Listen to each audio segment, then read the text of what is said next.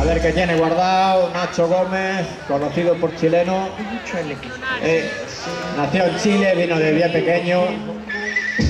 Lleva como 13 o 12 años montando. Desde que abrimos la tienda ya lo miraba allí de pequerrecho, dando el coñazo allí con la bici. Venga Chile, dale ahí. Nose a 180. Muy difícil, porque tiene que mantener el equilibrio con la rueda adelante, bajar de 180 para atrás.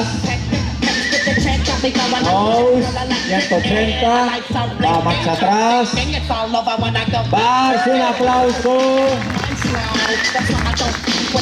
Toma, el Kerwi de regalo. Gracias Chile. Y Carlos Checo a pista, Daniel Ferre también, y el chino también aquí.